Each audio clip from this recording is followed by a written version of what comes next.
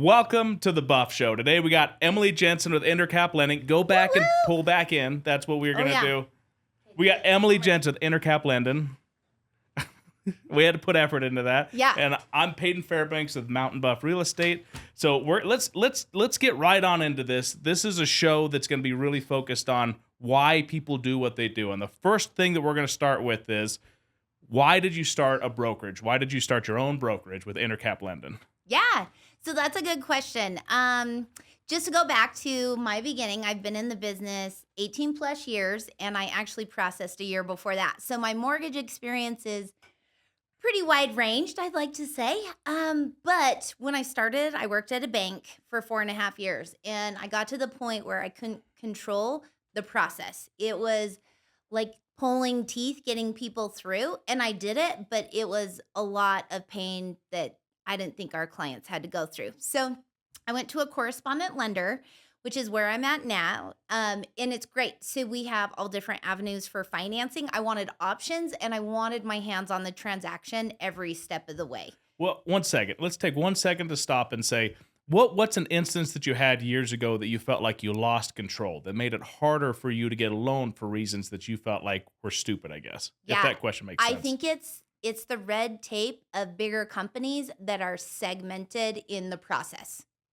Well, and so do you have like even a specific, like what happened, what was one time that you were, like a perfect example is today we're trying to get something underwritten. Okay. Go ahead. No, Perfect. No, that's a good question. So a couple of instances, I would get a loan out of underwriting. They would have conditions. I would call the underwriter, and the underwriter would say, oh, hey, that's great, but I sent it down to processing on the 9th floor. I'm on the 17th floor, so if you want it, you're going to have to resubmit it, and it's going to take 2 weeks for me to get back to you, which is ridiculous. Another thing was getting homes approved by the settlement deadline. So having to extend for no particular reason, just that the company looked at transactions. They looked at people as transactions, not relationships. Well, and this is so immediately, I've learned so much with a couple of our clients in the past year of the different types of lenders, the way that people do stuff. And one of the key things that you guys do in general is that a lot of your stuff is done in-house specifically for that reason, that you have more control on that stuff. Yep. And I don't think a lot of people realize as much that with some lenders that are in brokerages or even banks, the reason brokerage lenders are harder sometimes, people who call themselves brokers, is because if they're marketing all of these different loan programs, if they don't have people in-house that are certified for those loan programs, they typically have to subcontract out or send it to that actual lender, that loan product. And so it's not inside their company or the people that are working on the loan, which is where a lot of that red tape comes from. Am I saying that correctly? Yeah. You have to have a vested interest with your team from start to finish. So if I have something that has to be rushed, let's say closing documents, it's not, hey, can I request this rush? I pick up the phone and I say, hey, Melissa, I need this rush done. And how is your day? Right? Like, we're actual friends. And so I think friends like to help friends a little bit more. So I've just built relationships everywhere I go. And we're also people just trying to do our best. But also that means that on top of the level of you have people in-house that you're working with, you're trying to create relationship with people outside of your business that make it so that your business can run more efficiently as well. Correct. Yeah. Your biggest team is all of the people that help see the loan through. And I treat them just as I would my realtor partners. I guess my question would go to then, we're kind of jumping this into backwards order because we've heard about your story. We've kind of understood the fact that you didn't have as much control when you were younger, so you wanted to find a brokerage or a place that you could do loans that would give you a little bit more control. How is that translated to the way that you perceive business and the way that you work with clients nowadays? What are the things that you try to do to make it so that you have more control to try to help your clients, if that makes sense? Yeah.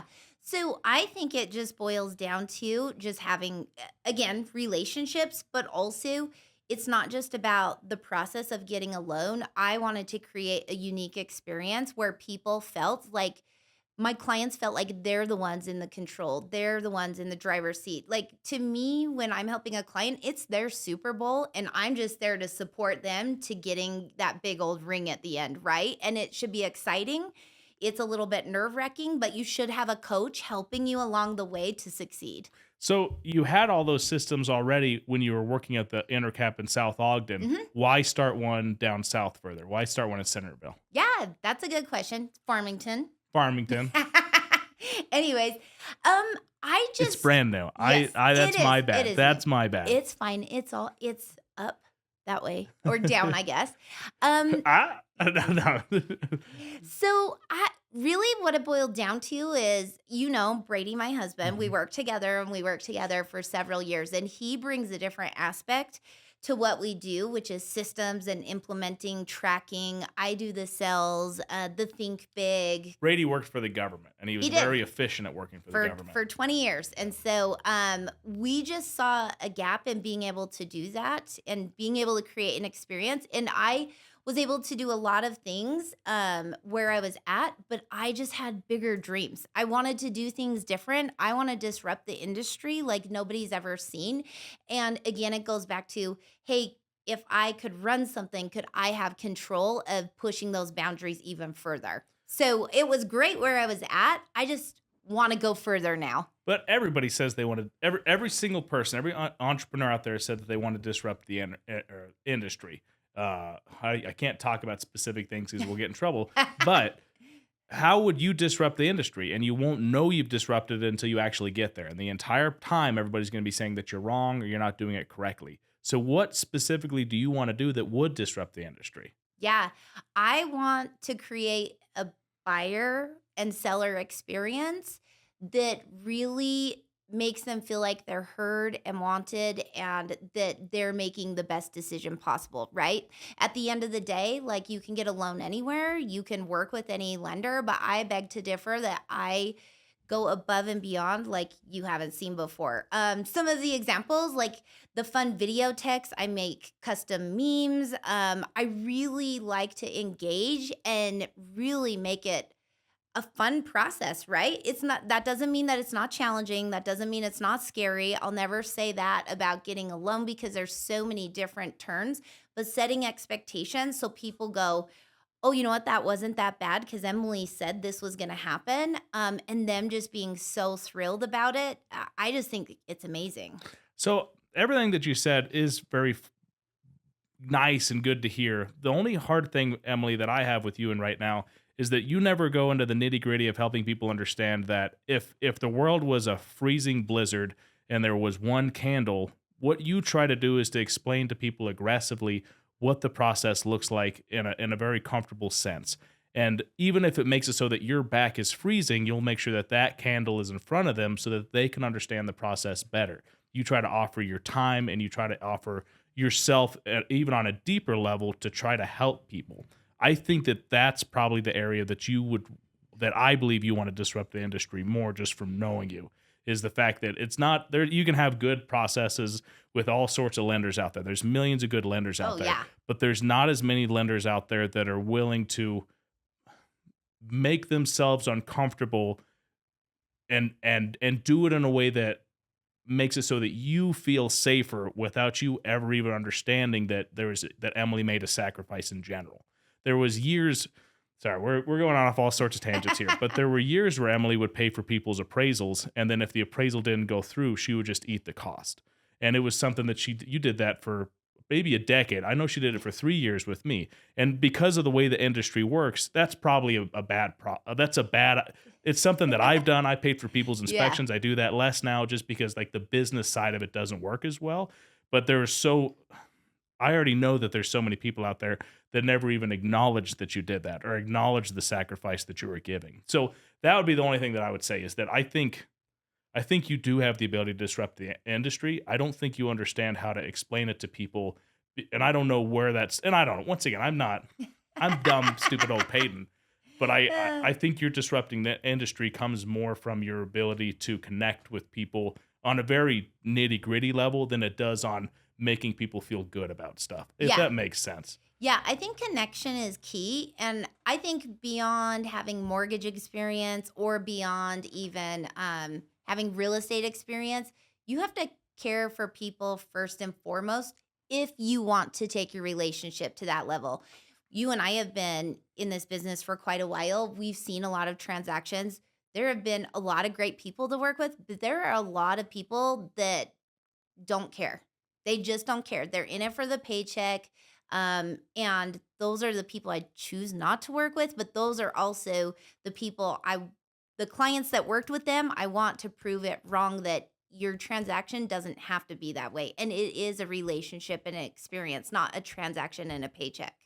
Well, let me ask you this then. So there's so much sacrifice that you've made at some points for your clients, but now that you're going to a brokerage, your profitability is absolutely one of the most important things to be able to do what you do. How do you try to level out between trying to provide customer service that is exceptional while also trying to make sure that you stay profitable at a level that you can feed your families? Yeah. That's a good question, and I don't know the answer yet. I think the biggest thing that I'm trying to do is, like anyone does, watch your expenses and how can you create those little tiny experiences or moments without a lot of cost involved, right? I think sometimes in this industry, we overthink we've got to do things big, bold, and that comes with a paycheck. But sometimes it's the little things of like a phone call or checking up on a sick child that you heard about. It's those little tiny, I call them opportunities to be able to make just a little bit of a difference every day. Well, so let me ask you this then. What is the fighting force right now then too as well? Because it seems like everybody's advice on the internet now is that you should talk to 2 or 3 lenders. And immediately you have lenders that are trying to eat each other's feet, eat each other's hands, and try to Yeah. make it so that everybody's not profitable.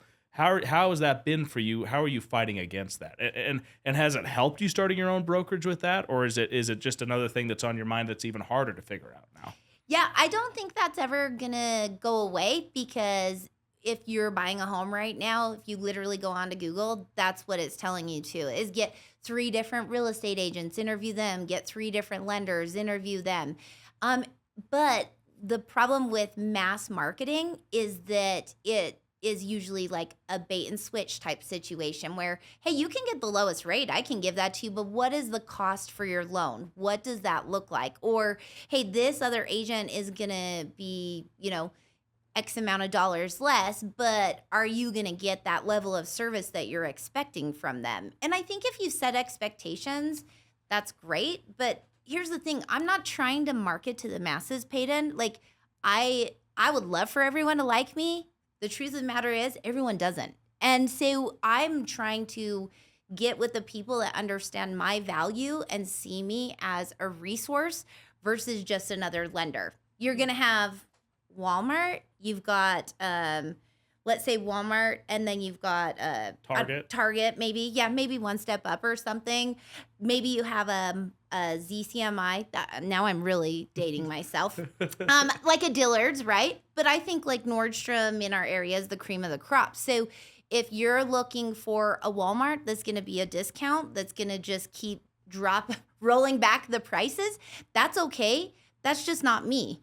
Now, if I'm not the lowest as far as fees, but I'm also not the highest. But when I break down the level of service and the education I provide, like I save so much more in time and money. And then also just people being able to wrap their head around a plan where they go, oh, God, I actually feel comfortable. I'm going to move forward with purchasing a home now.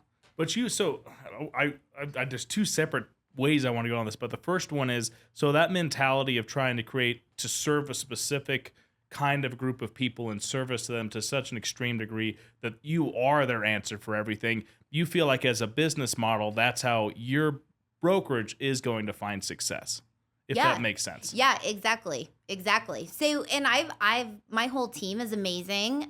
Shout out to, Stephanie, Hannah, Shay, Brady. I mean, we really have a great dynamic. Brady is very handsome. He is. I'm married to him, so I'm I can say jealous. that. Yeah.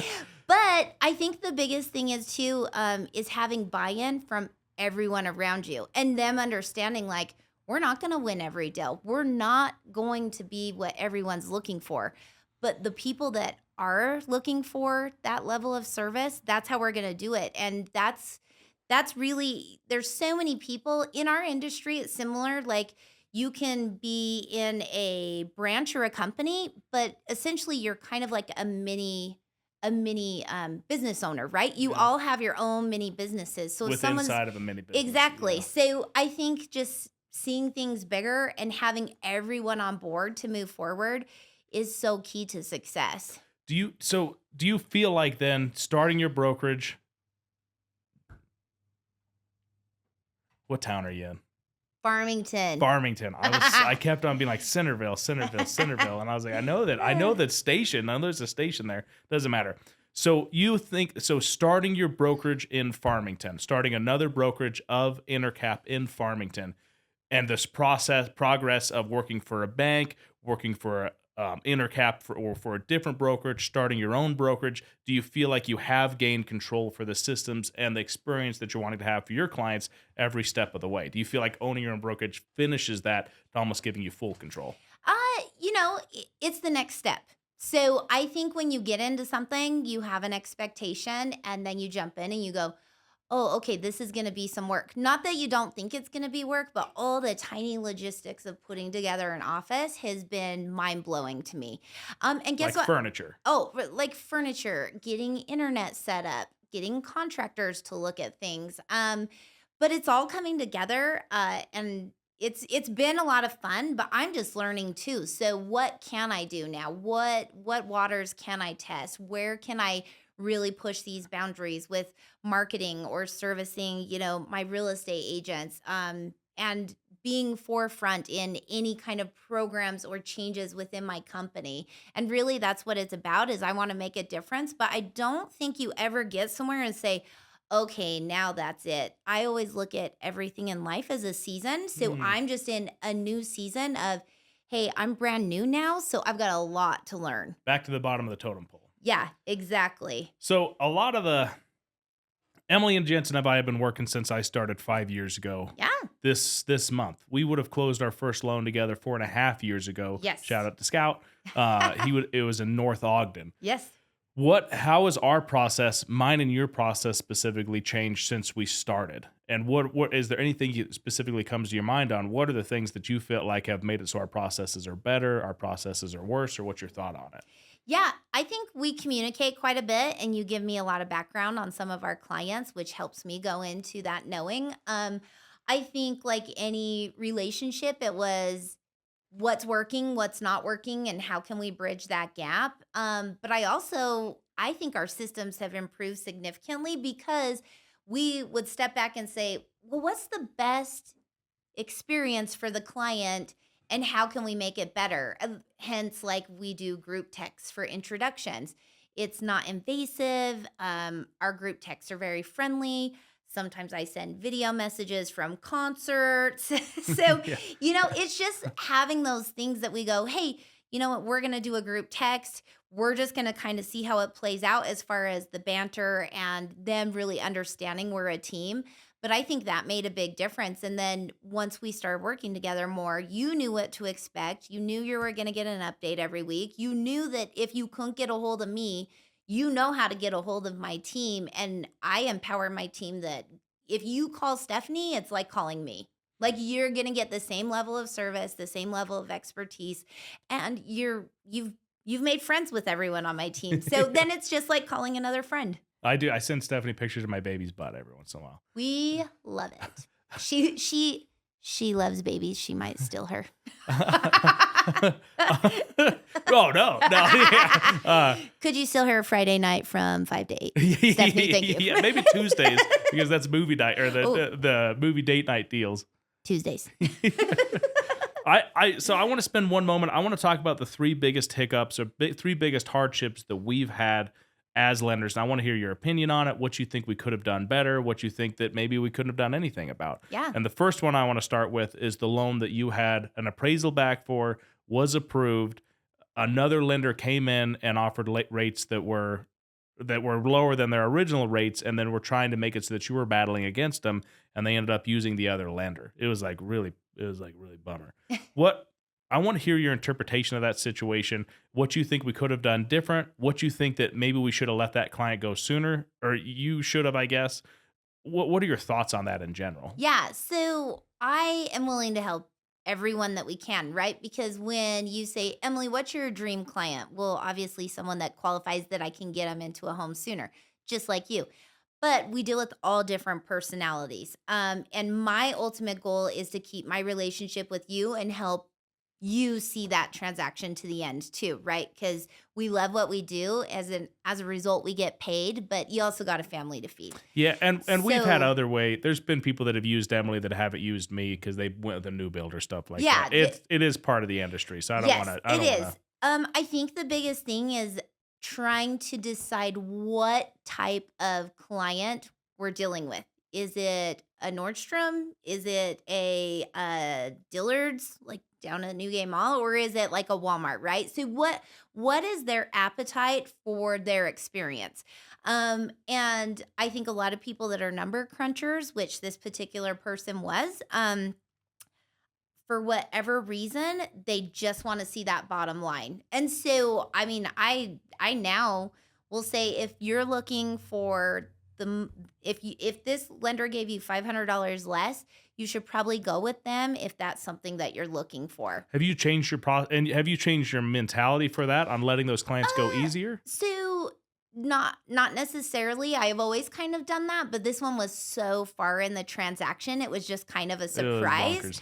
And I think too, at the end of the day, I have to realize, okay, that person had a relationship with that mortgage company. You were battling for me because we'd already got the loan all the way approved. We were ready to go. But at the end of the day, I think the lender gave the same rate with like $500 less. And at the end of the day, I just have to say, if you feel like that's best for you, I've done everything possible. Now, what I do always come back to is I try to figure that out sooner, right? Because what does happen is I quote this, which is industry standard. Someone else says, "Well, I'm going to quote this, which is less than this person because I already saw their cards." And then I'll come back with one more quote, but I will not go back and forth because at the end of the day, if that person keeps going back and forth, really they're just looking for the lowest price and payment possible. But I have had clients that have done that and then try and still call me about questions. But at that point, they're not my client. I don't know what the loan process that or what they're into, so I have to advise them to go back there. But you're such a passionate person, such a congenial person, a lot like me in a lot of similar ways. How have you worked on your ability to say this is something that as much as I want to do my absolute best job, I can't do my best job because of the decisions that you have made. Yep. I'm not as simple as it is. We are a business, both of us, everybody in here, even Matt over there, and we have to be able to feed our families. And if somebody's choosing to not use our services, which is fine, they can't necessarily use our information as well, or they can't use our services out there being some form of an idea of payment. It's a Yeah, weird way to say it, just but at some point, we give our service and our expertise, right? But if some point someone says, well, this person is less, but I still like the advice you're giving me, we have to invest in the people that believe in us and trust us. Because here's the thing, I would love to help that person, but if they've made a decision, I've got to move on to the other people that still need me. has that been hard for you to do? Oh, it's always hard. Is Yeah. it still hard or is it getting easier? So I would say the longer you're in the business and it's more of a mental game, it's like, oh, that sucks. They didn't choose me. You got to try to not take it personal and you have to go back to what's their personality, what relationships did they have prior? Um, did I know the real estate agent? Because that's happened before. But I think it's not necessarily it goes away. It's how quickly can you rebound and get back to doing what you need to do, which is just helping more people. Okay. Okay. Um, we can. It's good talking to you, Emily. It's always good talking to you. I missed you. We haven't been. My family had possibly some kind of sickness the last 2 weeks ago for 2 weeks, and so I haven't seen Emily in probably 2 or 3 months. It's been sad. So as an interesting side note that I don't know if she knows yet, maybe you do know, we're having another baby in December. What? Yeah, yeah. So I don't know if Bailey, but she'll watch this podcast and she'll see that. That's so exciting. But you can see there, Emily is passionate about the people that she's around. And so that's the only reason I wanted to bring that up was I'm sure that it's been interesting for both of us because you've seen me get destroyed by transactions as well, just for like, you feel bad and you feel like you did a good job, but you feel like it didn't happen the way that it should. Yeah. And sometimes there's just not much you can do about that. Well, I also think that goes back to like being more than just a real estate agent and a loan officer. Like we've never called ourselves that.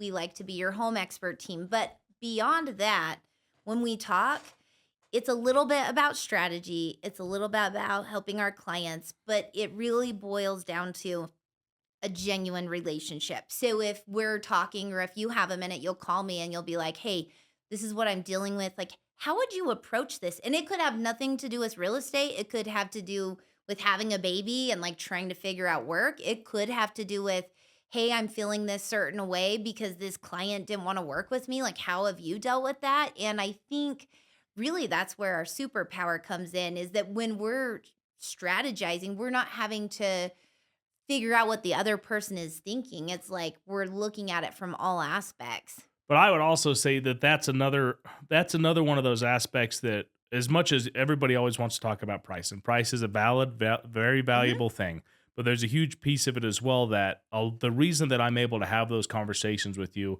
is partially because of how much we work together and because our businesses have grown together. Mhm. And the reason I get those benefits is because of how much we've worked together. I don't know if people quite understand the benefits that they lose if they choose to use somebody that isn't willing to have those conversations with them. It's not a part of the services that they provide. Like how much information have you given out to people for free just because they've used you as a loan officer at one point that benefits their lives, not in thousands of dollars, but in tens or fifties of thousands of dollars.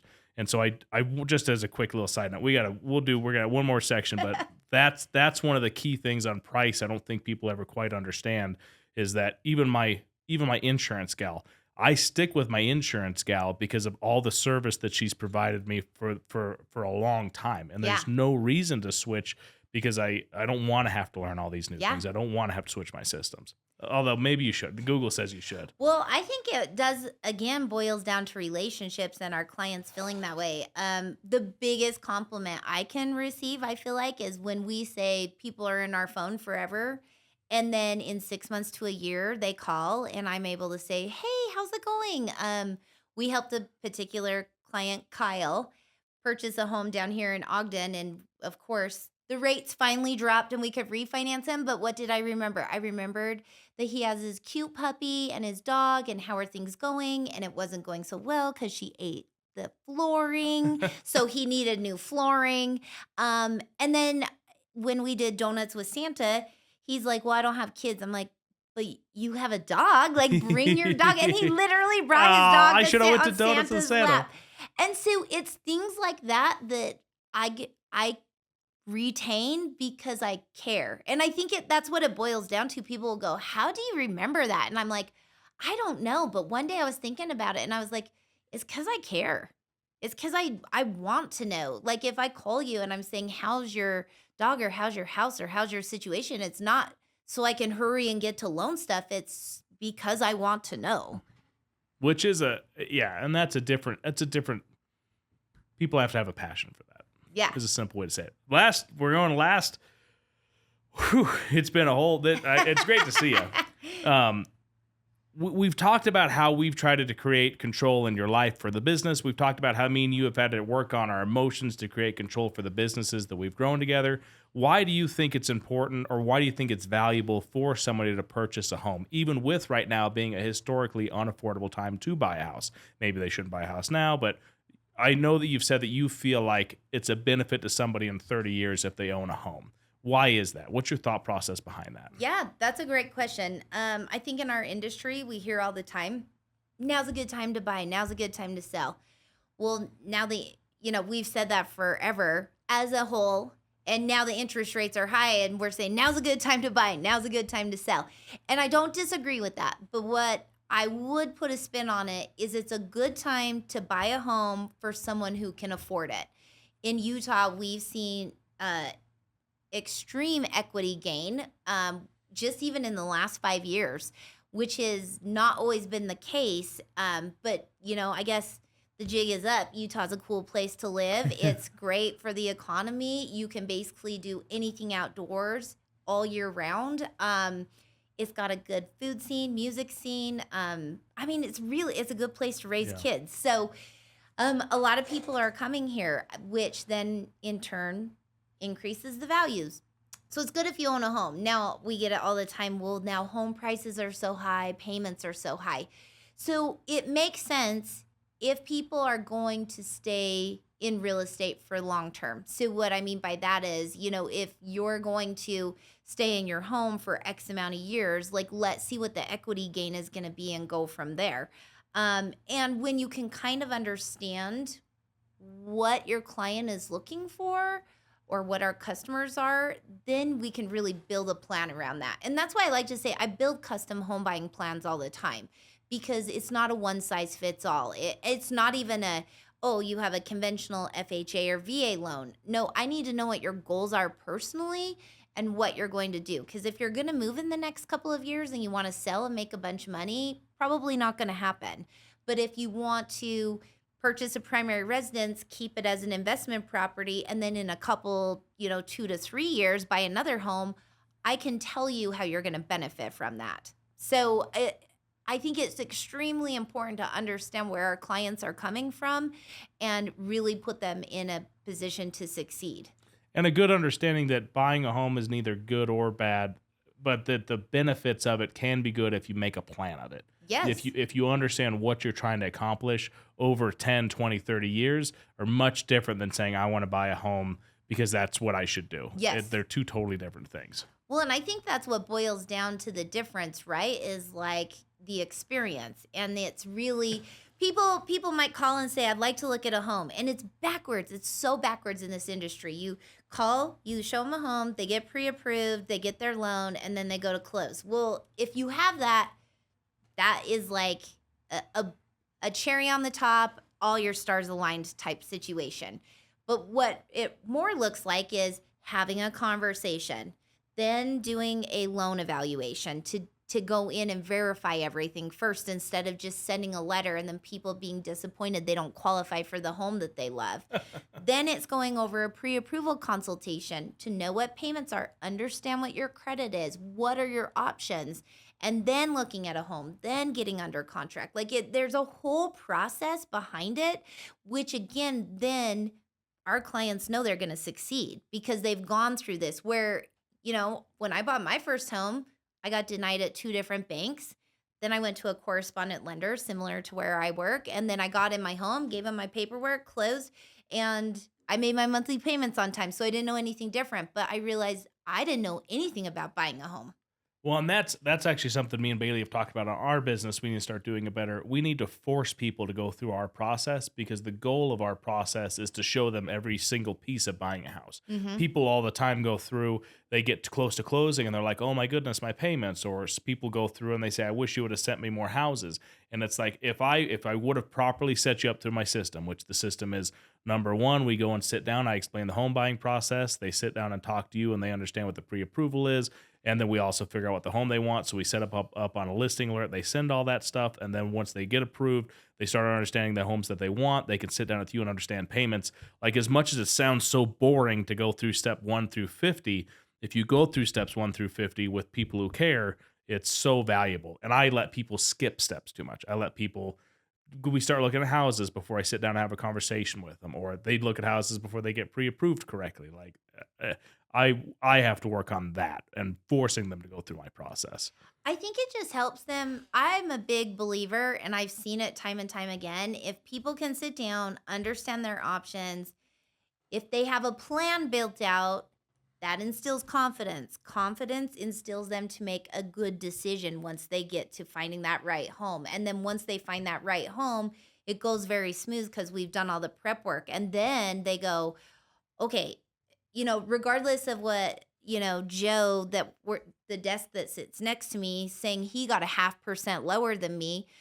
But Emilie and Paden went through all of my options. They gave me all of my situation. I didn't have to pay for my rate, where if I looked at Joe's closing disclosure, he paid $10,000 for a rate that he's going to refinance in a couple of years anyway. Like, it's doing that people go, oh my gosh, I made the best financial decision now, and Emilie's going to continue to help me down the road, and so is Paden.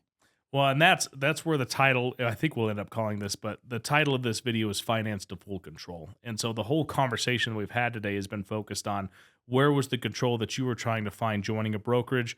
What's the control we've been trying to have to try to make it so that people feel comfortable with trying to purchase a home? And how do we make it so we have full control to make sure that they understand that process completely? And then lastly, a client's ability to create a system that makes it so that they have full control on their home buying experience and their future, their financial Mhm. future. They're not going from, I'm understanding and we're doing this, I have a plan, I have control of my financial future. Um, you know what? I think that's a good way to end it. Do you have anything else? Do you want to do a little shout out for yourself real quick? Uh, I just think homeownership is super cool. It really is. Like, tell me one investment that you can say, I want to put a minimum down payment. I want to live in my asset. I want to utilize it on a daily basis. I also want it to give me emotional support and comfortability. But then at the end of the day, I want to see a return on my investment. That's what homeownership is. And I think when we can explain that to people, they go, okay, that's why I want to own a home. It's not just because that's, the American dream, which I'm not discounting that, but it really is something so much more. And that's what we're just trying to spread the word is like, let us help you understand what your situation looks like so that you can have that in your life. Cool. Well, I think that'll do. I think that it was great talking to you, Em. It's always just great seeing you in general. She's the lender that we've done the most. She's the lender I've done the most transactions with. Yeah, it's And been I fun. think I've done 85 now or something, and and I've done like 60 buyer transactions. I want to say you've been 25 or 30 of them, whatever the largest percentage I is. love it. So thank you so much. Thanks for your time. Great to see you. And I think that's all we got. Thank you. Bye.